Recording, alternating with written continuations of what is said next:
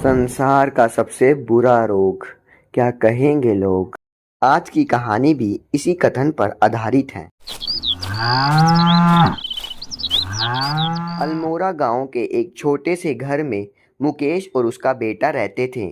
उनके पास कोई काम धंधा नहीं था, क्योंकि मुकेश जहां काम करता था वहां से उसे निकाल दिया गया था। इसलिए वे दोनों सारा दिन परेशान रहते थे। बहुत सोच विचार करने के बाद उन्होंने फैसला लिया कि वे गांव के बाहर एक चिकन शॉप खोलेंगे। अगले दिन उन्होंने दुकान का उद्घाटन किया। देखते ही देखते उनकी दुकान पर गांव वालों की भीड़ जमना शुरू हो गई। अब उनकी अच्छी खासी कमाई होने लग पड़ी। पर गांव वाले उनकी तरक्की को देखकर खुश नहीं थे। जिस प्रकार सूरज का काम है रोज शाम को ढलना, वैसे ही चार लोगों का काम है दूसरों से जलना। एक दिन मुकेश और उसका बेटा अपनी दुकान पर जा रहे थे। तब गांव के वे चार लोग उनके बारे में तरह तरह की बातें करने लग पड़े। अरे सुबह सुबह किन पापियों की शक्ल देख ली। आज तो पक्का दिन खराब ही निकलेगा। दोनों बाप बेटे को कोई शर्म ही नहीं है, हमारा धर्म भ्रष्ट करने पर लगे हुए हैं। पता नहीं कौन से जन्मों में अपने पाप भुगतेंगे ये बाप बेटे।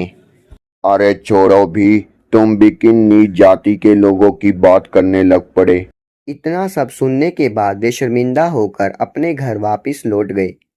अब रोज उन दोनों को उन चार लोगों के ताने सहने पड़ते थे। कई दिनों तक ऐसा ही चलता रहा। इस वजह से मुकेश सारा दिन परेशान रहने लग पड़ा। उन चार लोगों के तानों के डर से मुकेश ने दुकान जाना ही बंद कर दिया। इस तरह उनको अपनी दुकान बंद करनी पड़ी। कुछ दिनों बाद उन्होंने गांव में एक डेयरी खोली। मुकेश और उसका बेटा भैंसों का ताज़ा दूध निकाल कर गाँव वालों को बेचा करते थे। वह अपने दूध में कोई मिलावट नहीं करते थे, इसीलिए उन्होंने दूध का दाम थोड़ा ज़्यादा रखा था। धीरे धीरे उनकी डेयरी काफ़ी चलने लग पड़ी थी, परंतु उन चार लोगों से यह बर्दाश्त नहीं हो पा रहा था। इसीलिए वे उन दोनों को फिर से ताने मारने लग जाते हैं। अरे देखो तो भाइयों, कैसे ये बाप बेटे लोगों को लूटने लगे पड़े हैं।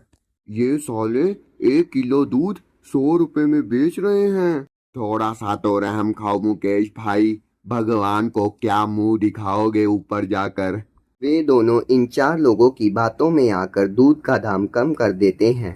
अगले दिन वे चार लोग गांव में ढिंढोरा पीट देते हैं कि मुकेश अब दूध में मिलावट करने लग गया है, इसीलिए उसने दूध का दाम कम कर दिया है। यह सब सुनकर गांव वाले मुकेश से दूध लेना ही बंद कर देते हैं। इस तरह मुकेश का काफ़ी नुकसान हो जाता है। मजबूरन मुकेश को अपनी डेयरी बंद करनी पड़ती है। वह काफ़ी दिनों तक परेशान रहता है। एक रात वह कोई काम से दूसरे गांव में जा रहा होता है कि तभी वह चार लोगों को कुछ बातें करते हुए सुन लेता है। अरे ये मुकेश तो कोई ना कोई नया काम खोलता ही रहता है। फिर क्या हुआ, जितने मर्जी काम बदले, होने तो आखिर में बंद ही हैं। एक नंबर का चूतिया है साला, हमारी बातों में आकर अपना काम ही बंद कर देता है। यह सारी बातें सुनकर मुकेश दुखी हो जाता है और अपने घर चला जाता है।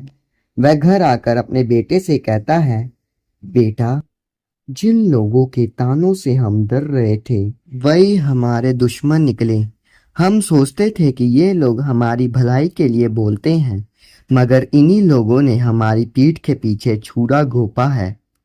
पापा, मतलब जितने भी हमारे काम ठप हुए हैं, इसका कारण ये चार लोग हैं। हाँ बच्चे हाँ, अब तुम देखना कि हमें अब सफल होने से कोई नहीं रोक सकता। अगले दिन वे दोनों फिर से गांव के बाहर चिकन शॉप खोलते हैं। हर बार की तरह इस बार भी ये चार लोग उनको ताने मारने लग जाते हैं। इस बार मुकेश निडर होकर कहता है, तुम्हारी बातों से अब मुझे घंटा फर्क नहीं पड़ता। तुमने जो बोलना है बोलो, जो करना है करो, मैं तो वही करूँगा जो मेरे मन में आएगा। इस पर दोस्तों मेरे को एक कहावत भी याद आ रही है, हाथी चले अपनी चाल, कुत्ते भौंकते रहे हजार। वे चार लोग अपनी बेइज्जती सुनकर वहां से चले जाते हैं। अंत में मुकेश जोर जोर से कहने लगता है, संसार का सबसे बुरा रोग, क्या कहेंगे लोग। शिक्षा। इस कहानी से हमें यह सीखने को मिलता है कि हमें लोगों की बातों पर ध्यान नहीं देना चाहिए और निरंतर अपने कर्म करते रहना चाहिए। धन्यवाद।